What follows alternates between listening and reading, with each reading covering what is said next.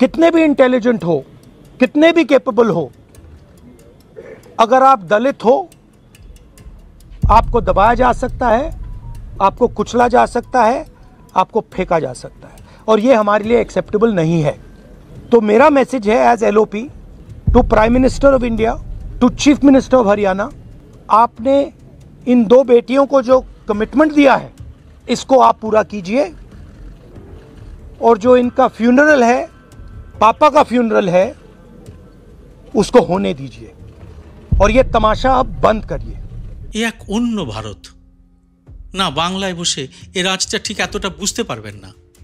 এই ভারতেই রায়বেরেলির হতদরিদ্র অল্প শিক্ষিত যুবক কিংবা উচ্চ শিক্ষিত আইপিএস পূরণ কুমার বা সুপ্রিম কোর্টের প্রধান বিচারপতি বি আর গাভাই সবাই কিন্তু সমান, নিস্তার নেই কারো। রাজস্থানের অলওয়ারে জলের পাত্র ছুঁয়ে ফেলার জন্য শাস্তি পায় ক্লাস 4-এ পড়া 8 বছরের একটি ছেলে। আর ওই রাজস্থানের করৌলি জেলায় নৃশংস গণনিগ্রহের পরে 18 বছরের মেয়েটিকে ম্যাজিস্ট্রেট সাহেব তার চেম্বারে ডেকে বেমালুম বলেন অত্যাচারের জায়গাগুলো তাকে কাপড় খুলে দেখাতে হবে। না, এখন আর শুধু হিন্দু মুসলমান বিদ্বেষী নয়, এই নয়া ভারতে দলিত হিন্দু হলেও তার নিস্তার নেই ব্রাহ্মণ্যবাদী মনুভক্তদের হাতে। কিন্তু উল্টো দিকে এই সব ঘটনার পরে দলিত শ্রেণীর মধ্যে কি কি ঘটে চলেছে তার খোঁজ কি রাখে আমাদের গদি মিডিয়া? তা নিয়ে কিন্তু তারা একেবারেই চুপ। অথচ গত কয়েকদিন ধরে গোটা দেশে যেভাবে রাস্তায় নেমে পড়েছেন দলিত অনগ্রসর সম্প্রদায়ের মানুষ, তা কিন্তু ঘুমন্ত আগ্নেয়গিরির বিস্ফোরণের থেকে কম নয়। আর এর জন্যে একজন কাউকে তো সামনে আসতেই হবে। এক্ষেত্রে সামনে এসেছেন আইপিএস পূরণ কুমারের আইএএস পত্নী অমৃত কুমার। একদম সোজা সাপটা তিনি হরিয়ানার বিজেপি মন্ত্রীর প্রতিনিধিকে জানিয়ে দিয়েছেন তিনি কোনো মন্ত্রী শান্তির সঙ্গে দেখাই করবেন না। এরকম জুতো কি আগে খেয়েছেন ওই বিজেপি মন্ত্রী? আর সুপ্রিম কোর্টের প্রধান বিচারপতির দিকে তথাকথিত উচ্চবর্ণের প্রতিনিধি হিসেবে যে 71 বছরের রাকেশ কিশোর জুতো ছুঁড়ে মেরেছিলেন, তিনি এখন নিজের বাড়ি থেকেই হাওয়া। দলিতদের আগ্রাসী আন্দোলনের ভয়ে বিষ্ণুর নির্দেশে জুতো ছুঁড়ে হিরো হওয়া সনাতনী মানুষটি এখন ভয়ে গা ঢাকা দিয়েছেন।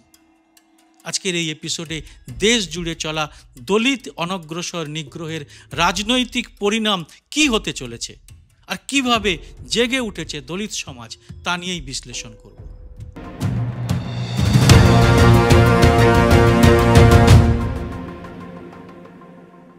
নমস্কার, সবাইকে স্বাগত। আমি সুব্রত বসু। প্রথমেই একটা পরিসংখ্যান জানিয়ে দিই, তাতে পরিস্থিতির প্রেক্ষিতটা বুঝতে কিছুটা সুবিধে হবে। এনসিআরবি বা ন্যাশনাল ক্রাইম রিপোর্ট ব্যুরোর তথ্য বলছে 2013 থেকে 2023 সাল পর্যন্ত, মানে নরেন্দ্র মোদীর আমলে, দলিতদের বিরুদ্ধে অপরাধের ঘটনা দেশে বৃদ্ধি পেয়েছে 46%। রীতিমতো চমকে ওঠার মতো তথ্য। তবে মাথায় রাখবেন, এই পরিসংখ্যানে কিন্তু অনেক ঘটনাই লিপিবদ্ধ করা হয়নি, মানে এই অপরাধের প্রকৃত বৃদ্ধি কিন্তু এর থেকে অনেক অনেক বেশি। তবে শুধু শুকনো এই পরিসংখ্যান দিয়েই তো আর পুরোটা বোঝা সম্ভব নয়। এর এক একটি ঘটনা আমার আপনার হাড় হিম করে দেবে। রায়বেরেলির হতদরিদ্র যুবক হরিওম বাল্মীকির খুন এবং উচ্চশিক্ষিত আইপিএস পূরণ কুমারের নিজেকে শেষ করে দেওয়াকে বলতে পারেন এই তালিকার নবতম সংযোজন। পূরণ কুমারের ঘটনার পর তার আইএএস পত্নী অমৃত কুমার এবং পূরণ কুমারের ভাই কোমর বেঁধে নেমে পড়েছেন এর একটা হেস্তনেস্ত করতে। এ বিষয়ে পরে আসব। তার আগে এনসিআরবির রিপোর্ট অনুযায়ী 2-3টি ঘটনার একটু তত্ত্ব তলাশ করা যাক। রাজস্থানের করৌলি জেলায় 18 বছর বয়সী একটি দলিত মেয়ে গণনিগ্রহের শিকার হন 2024-এর 19শে মার্চ, অর্থাৎ গত বছরের ঘটনা। ঘটনার 11 দিন পরে এফআইআর দায়ের করা হয়। আর তারপরেই সেই ভয়ানক ঘটনাটি ঘটে। স্বয়ং ম্যাজিস্ট্রেট মেয়েটিকে ডেকে পাঠান তার নিজের চেম্বারে এবং বেমালুম বলেন পোশাক খুলে অত্যাচারের জায়গাগুলো তাকে দেখাতে। মানে চিকিৎসকের রিপোর্ট নয়, তিনি নিজে পরীক্ষা করতে চান মেয়েটির ক্ষতস্থান। ভাবা যায়? হ্যাঁ, ওই ম্যাজিস্ট্রেটটি তথাকথিত উচ্চবর্ণের মানুষ। অত্যন্ত অপমানিত ওই দলিত যুবতী পোশাক খুলতে অস্বীকার করলে ওই ম্যাজিস্ট্রেট তাকে দেখে নেবেন বলেও হুমকি দেন। মেয়েটি বেরিয়ে এসে তার বাবা মার কাছে ম্যাজিস্ট্রেটের কীর্তির কথা ফাঁস করেন। ঘটনাটি পরে প্রকাশিত হয় ইন্ডিয়া টুডের মতো পত্রিকাতে। প্রশ্ন, যেসব দুষ্কৃতী ওই মেয়েটির উপর নির্যাতন করেছিল তাদের চেয়ে কোনো অংশে কি কম এই ম্যাজিস্ট্রেটের আচরণ? আর তামিলনাড়ুর ঘটনাটি তো 15 দিনও হয়নি। টাইমস অফ ইন্ডিয়ার 14ই অক্টোবরের একটি রিপোর্ট জানাচ্ছে এটা একটি অনার কিলিংয়ের ঘটনা। 24 বছরের নায়ক সম্প্রদায়ের যুবক রামচন্দ্রন বিয়ে করেছিলেন কলার সম্প্রদায়ের আরতিকে। নায়ক সম্প্রদায় তথাকথিত উঁচু সম্প্রদায়। বিয়ের দিনই পাত্রী আরতির ভাই ও দাদা রামচন্দ্রনকে খুনের হুমকি দিয়ে রেখেছিল। আর ঠিক 3 মাসের মাথায় রামচন্দ্রন খুন হয়ে গেলেন তার বাড়ি থেকে সামান্য দূরে। আরেকটা ঘটনার কথা বলি। এই ঘটনা আমাদের মূল বিষয়ের সঙ্গে একেবারেই প্রাসঙ্গিক। রাজস্থানের অলওয়ারে একটি দলিত ঘরের 8 বছরের ক্লাস 4-এর ছেলে তার স্কুলের সামনের নলকূপ থেকে জল খেতে গিয়েছিল। আর এতেই তার কপালে জোটে মারধর। কারণ জলের পাত্রটি উচ্চ বর্ণের এক ব্যক্তি ব্যবহার করতে এসে ওই পাত্রটি অশুচি হয়ে গেছে বলে রেগে অগ্নিশর্মা হয়ে যান। বিষয়টি শেষ পর্যন্ত আদালত এবং পুলিশ নানা জায়গায় যায়। আর মাঝখান থেকে ওই দলিত ছাত্রটির স্কুলে যাওয়াই বন্ধ হয়ে যায়। কারণ তার বাড়ির লোকদের আশঙ্কা তথাকথিত ওই উচ্চ বর্ণের হাতে ওই শিশুটির নিগ্রহের যথেষ্ট সম্ভাবনা রয়েছে। ভাবুন কি অবস্থা ওই গ্রামের। আমাদের মেন স্ট্রিম মিডিয়ায় প্রায় নিয়মিতই হিন্দু মুসলিম সাম্প্রদায়িক বিষয়ে একতরফা ডিবেট হয়। সেখানে মোটামুটি মুসলিম মানেই জঙ্গি, দাঙ্গাকারী, খুনি ইত্যাদি ইত্যাদি। তাই তাদের বিরুদ্ধে ঘৃণা বিদ্বেষ প্রচার করাটা সনাতনী পবিত্র কাজ। কিন্তু ভুলেও এইসব মিডিয়ায় দলিত নিগ্রহ নিয়ে কোনো ডিবেটই হয় না। এর কারণটা কি? কারণ মুসলমানদের বিরুদ্ধে হিন্দুদের খেপিয়ে তুলে মেরুকরণ করলে ভোট বাড়ে।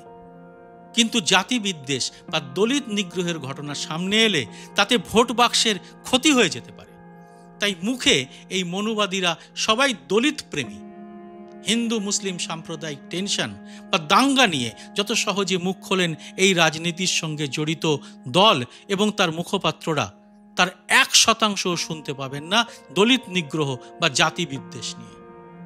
এমনকি দলিত এবং অনগ্রসর শ্রেণীর মহিলা প্রতিনিধিরা যখন গিয়ে স্বয়ং রাষ্ট্রপতির সঙ্গে দেখা করছেন, তাদের অভিযোগের কথা জানাচ্ছেন সরকারের বিরুদ্ধে, সে খবরও কিন্তু মেন স্ট্রিম মিডিয়া গায়েব করে দিচ্ছে। আর তাই এবার নিজেরাই নিজেদের আন্দোলন গড়ে তুলতে পথে নেমেছেন দলিত সম্প্রদায়। আর তাতে কি হয়েছে? দেশ জুড়ে রাস্তায় মিছিল করে জুতো ছোড়া ওই সনাতনী বৃদ্ধ রাকেশ কিশোরের ছবিতে জুতোর মালা পরিয়ে ঘোরানো হয়েছে। তার নামে 0 FIR দায়ের করা হয়েছে। আর তার সঙ্গে ফেসে গেছেন তাকে সমর্থন করে সোশ্যাল মিডিয়াতে বিদ্বেষমূলক পোস্ট লেখা তথাকথিত উচ্চবর্ণের এক ইনফ্লুয়েন্সার অজিত ভারতী। তাকেও জেলে পাঠানোর ব্যবস্থা করা হচ্ছে। দিন যত যাচ্ছে দলিত এবং অনগ্রসর শ্রেণীর প্রতিনিধিরা ক্রমশ আরো শক্তিশালী হচ্ছেন। আরো মানুষ তাদের পাশে নেমে আসছেন রাস্তায়। আন্দোলন শুরু হয়ে গেছে দিল্লির পথে এবং ভারতের বিভিন্ন প্রান্তে। গদি মিডিয়া সেসব খবর কিন্তু আপনাদের দেখাচ্ছে না। আর পিঠোপিঠি 3টি দলিত নিগ্রহের ঘটনা এক সূত্রে বেঁধে দিয়েছে আন্দোলনকারীদের। রায়বেরেলির হরিওম বাল্মীকি, সুপ্রিম কোর্টের প্রধান বিচারপতি BR গাভাই এবং সবশেষে উচ্চশিক্ষিত এবং প্রশাসনের উচ্চ পদে কর্মরত দলিত IPS অফিসার পুরন কুমার। পুরন কুমার নিজের সার্ভিস রিভলভার দিয়ে নিজেকে শেষ করেছেন। মৃত্যুর আগে তিনি জানিয়ে গেছেন গত কয়েক বছর ধরে কিভাবে তাকে মানসিক নির্যাতন করেছে তথাকথিত উচ্চবর্ণের তার সহকর্মী পুলিশ অফিসাররাই। আর এক্ষেত্রে সরকারের তরফ থেকে এই মামলায় যতটা গুরুত্ব দেওয়া উচিত ছিল তা একেবারেই করা হয়নি বলে অভিযোগ করছেন পুরন কুমারের উচ্চশিক্ষিত IAS পত্নী অমনিত কুমার। রাহুল গান্ধীও বিষয়টি নিয়ে মুখ খুলেছেন। ये एक सर्विंग ऑफिसर हैं। आप समझते हो, देश समझता है कि इन पे कैसे प्रेशर्स आ सकते हैं। कार्रवाई होनी चाहिए। और इमीडिएटली इन अफसरों पर एक्शन होना चाहिए। एक्शन होना चाहिए। आप अरेस्ट कीजिए, आप अरेस्ट कीजिए। फॉल्सली ये केस लगाया गया है, आप अरेस्ट कीजिए, एक्शन शुरू कीजिए। देखिए, परिवार सिंपल मैसेज दे रहा है और बिल्कुल सही है। वो कह रहे हैं हमें रिस्पेक्ट चाहिए। आपने हमारे पति को डिसरिस्पेक्ट किया, आपने उसके करियर को खत्म करने की कोशिश की, उन्होंने आत्महत्या की, मरने के बाद रिस्पेक्ट दीजिए। और अगर आप रिस्पेक्ट नहीं देंगे तो वो हमारे लिए एक्सेप्टेबल नहीं है, ये कहा है। और ये एक सेकंड बोलने दीजिए मुझे। और ये बिल्कुल सही है, 100% सही है। और ये सिर्फ एक परिवार की रिस्पेक्ट की बात नहीं है, हिंदुस्तान के हर दलित भाई बहन की रिस्पेक्ट की बात है। तो मैं फिर से कह रहा हूं, प्रधानमंत्री से कह रहा हूं, चीफ मिनिस्टर से कह रहा हूं, जल्दी से जल्दी आप कार्रवाई कीजिए। অভিযোগ উঠেছে অত্যন্ত হালকা ধারায় এফআইআর দায়ের করা হয়েছে, মানে এতে যাদের বিরুদ্ধে অভিযোগ তারা সহজেই নিস্তার পেয়ে যাবেন। কিন্তু রাস্তায় জনগণ নেমে পড়লে তো মুশকিল। তাই বিষয়টা ক্রমশ ঘোরালো হতে শুরু করায় হরিয়ানার বিজেপি সরকার নড়ে চড়ে বসেছে। কিন্তু এর সামাজিক অভিঘাত কি বুঝতে তাদের অনেক দেরি হয়ে গেছে। কারণ পুরন কুমারের পত্নী অমৃত কুমার রাজ্যের কোনো মন্ত্রীর সঙ্গে দেখাই করতে চাইছেন না। শটান বলে দিচ্ছেন কোনো মন্ত্রীর সঙ্গে তিনি দেখা করবেন না। নিজে আইএএস হওয়ার কারণে আমলা মহলকে খুব কাছ থেকে দেখেছেন অমৃত কুমার। তারও নিশ্চয়ই তার স্বামীর মতোই অভিজ্ঞতা আছে। হরিয়ানায় একে তো ভোট চুরির অভিযোগে অভিযুক্ত বর্তমান বিজেপি সরকার, সেখানে মানুষের স্বাভাবিক ক্রোধ যেভাবে রাস্তায় আছড়ে পড়েছে তাতে টনক নড়ে গেছে সরকারের উপর মহলেও। তার সঙ্গে এই আন্দোলনে যুক্ত হয়ে গেছে রাহুল গান্ধীর কংগ্রেসও। 2024-এর লোকসভা ভোটের আগে থেকেই রাহুল গান্ধী সমাজের সর্বস্তরে দলিত এবং অনগ্রসর শ্রেণীর প্রতিনিধিত্ব নিয়ে রীতিমতো সিরিয়াস আন্দোলন তৈরি করে ফেলেছেন।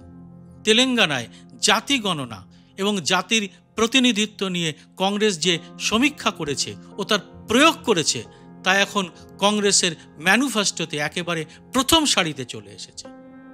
অর্থাৎ হরিয়ানায় পুরন কুমারের নিজেকে শেষ করার ঘটনা বা রায়বেরেলির হরিওম বাল্মীকির খুন কিংবা প্রধান বিচারপতির অসম্মান, জাতি নিগ্রহ ও জাতি বিদ্বেষের প্রত্যেকটি ঘটনা কংগ্রেসের এই সাম্প্রতিক রাজনীতির সঙ্গে একেবারে মিলে যাচ্ছে। আর এতেই কি গোটা দলিত সমাজ আরও ভরসা পাচ্ছে? আর তাই তারা আরও বেশি বেশি করে বিজেপির বিরুদ্ধে আন্দোলনে নেমে পড়েছে। দেশ জুড়ে এই যে দলিত এবং অনগ্রসর জাতি পথে নেমে পড়েছে তার খবর মেন স্ট্রিম সংবাদ মাধ্যম চেপে রাখলেই কি বিক্ষোভ বন্ধ হবে? আর এটা হিন্দু হিন্দু ভাই ভাই বলা তথাকথিত মনুবাদী উচ্চবর্ণের রাজনীতির পক্ষে কত বড় বিপদ। অমৃত কুমারের বিজেপি মন্ত্রীকে তাচ্ছিল্য করে ফেরত পাঠিয়ে দেওয়া বা জুতোকাণ্ডের হিরো রাকেশ কিশোরের গা ঢাকা দেওয়ার ঘটনাগুলি কি সেই ইঙ্গিতই করছে? এ ব্যাপারে আপনাদের মতামত অবশ্যই জানাবেন কমেন্ট বক্সে। জয় হিন্দ, সত্যমেব জয়তে।